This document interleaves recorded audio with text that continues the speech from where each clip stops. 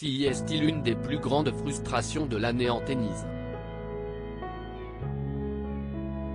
Alors que tout coïncidait pour que l'on assiste à une nouvelle finale d'anthologie entre Rafael Nadal et Novak Djokovic à Wimbledon, l'Espagnol a été obligé de déclarer forfait pour la demi-finale.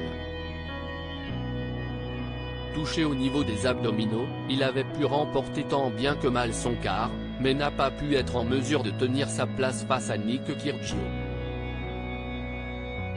Une terrible désillusion pour le tennisman de 36 ans qui a vu son grand rival empocher un 21e titre en Grand Chelem et se rapprocher de nouveau de son record, lui qui en a remporté un de plus. Dans son malheur, Rafael Nadal a plusieurs bonnes nouvelles qui pourraient lui redonner le sourire à quelques semaines du début de l'US Open, le dernier tournoi du Grand Chelem de l'année.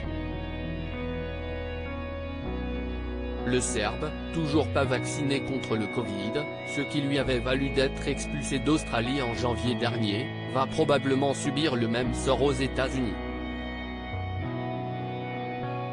Les règles sont strictes et à moins d'un passe-droit, Novak Djokovic va regarder le tournoi qu'il a remporté à 3 reprises devant sa télé.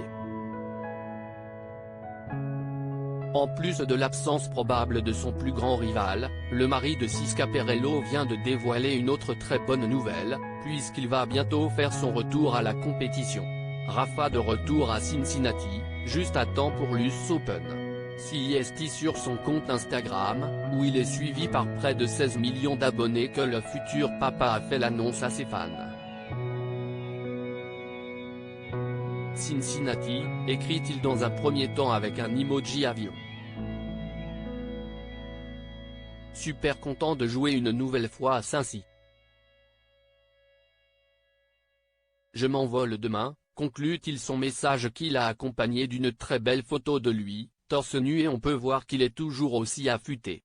Encore à Majorque, son île de naissance, au moment de la publication, Rafael Nadal doit désormais être dans les airs en direction de l'Ohio.